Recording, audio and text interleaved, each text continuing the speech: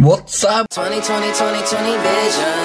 Pán Banger, pojďte sa, on je Banger, povedz niečo. Na teba utekajú, na druhej strane ihriska sú banány.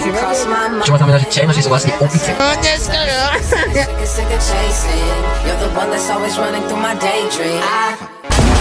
Takže ľudia, vítam pri novom videu. Počkajte. Novom videu. Napadol ma ďalší banger.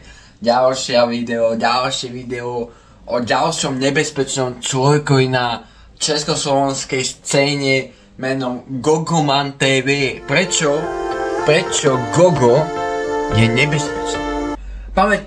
Všimnite si meme formát druhu pozor zítra. Je tam meno alebo dátum alebo čo, že Donald Trump pozor zítra. Tuto máte Donald Trump pozor zítra. Dokonca takáto informácia dostala sa až ku mne. Dostalo sa ku mne toto. Jakub Lesko pozor zítra. Na moje narodeniny. Takže Gogo má pod hlaváčikom všetkých na tomto svete. Jak je to možné? Prečo Gogo sa snaží odstrániť... Viem, ako skončil Trump. Viem, ako skončili dvojičky. A skoro som to schytal aj ja na moje narodeniny. Ale minul som v bufete 35 eur a nič sa nestalo. Takže dobre.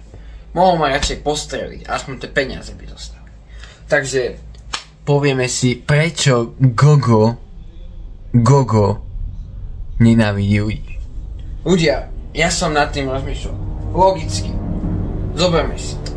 Gogo je tu s nami už dlho. Keď si pozrieme na jeho banger content so Smusou a ďalšie gameplaye a jeho šišku. Pozrite ľudia, ja som jeden z nich. To je moderné, tomu sa už nič nesťahuje. Tam nič nie je opísané. Keď sa pozrieme na jeho starý content,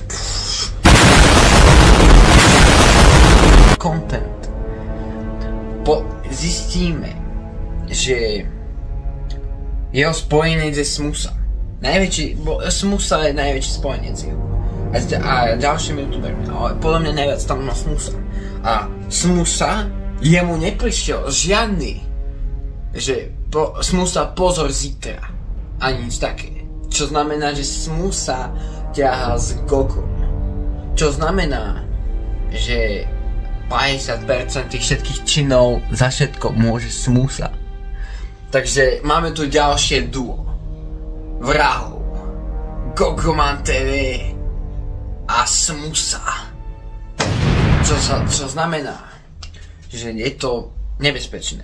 Pokiaľ vám dojde do e-mailovej schránky alebo do spamu, pozor zítra, dávajte si pozor.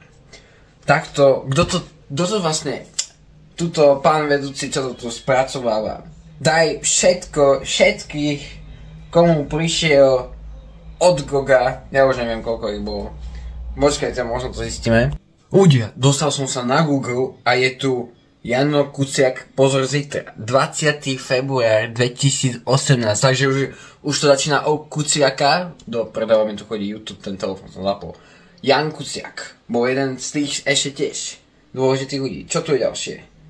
To je to isté. Čo toto je? Zase ten Kuciak.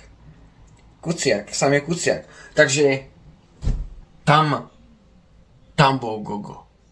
Jan Kuciak a to schytal od Goga a Smusu. Pamätáte si 2018 rok, keď sa vyšetrovalo, kto zabil Jana Kuciaka a tu jeho manželku? Boli tam nejakí nájomní vrahovia. Neviem, či už ich chytili. Asi, hej. Ale čo keď to omyl? Čo? Bože, ja som tu vyprávam.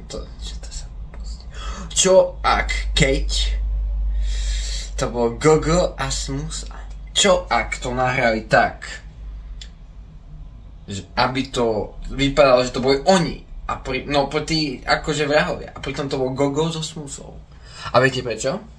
Lebo novinári začali odhalovať pravdu o Ficovi a jeho strane Smer, sociálna demokracia. A ako vieme, Gogo pravdepodobne ťahal s touto stranou a Smusa ťahal s Gogom. Čo znamená, že za všetko môže Fico. Môže za to Fico a najväčšie vrahovia Gogo a Smusa.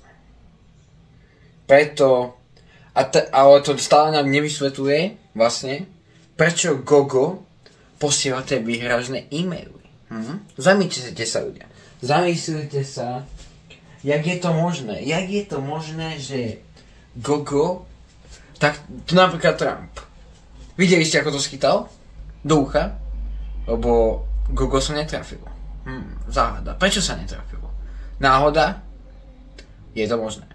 Ale Gogo sa snaží oživiť svoju starú slávu. Pravdepodobne úpadkom jeho kanála sa snaží oživiť to, čo im bolo.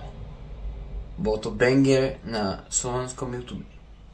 A to sa snaží vrátiť tým, že sa pomstieva všetkým, ktorí ho potápali. Takže aj Donald Trump. Aj Jan Kuciak, lebo on, ako som povedal, Gogo ťahá so Smerom. A Smer je Gogo. Tam je to. Tam je to všetko zaseknuté. Takže už vieme, ako to je. Za všetko proste môže Gogo a Smusa. Ale stále, ako som povedal, Smusa ťahá s Gogom. Jak je to možné? Prečo Smusa súhlasí s týmto? Ako je možné? Smusa, máme tam dve varianty. Buď sú to kamaráti dobrí, teraz už netočia spolu vôbec nič. Ale boli to dobrí kamaráti. Alebo Smusa tom videl veľkú príležitosť. Ako sa overejniť a dostať sa medzi známych, vyššie postavených ľudí. Čo znamená, že mu to aj vyšlo. Lebo podľa mňa je celkom úspešný. A Gogo upadá. Takže Smusa vygrindil doslova Goga a teraz rastie jeho minulosti. Takže tam to začína. Všetci proti všetkým. A na vrchole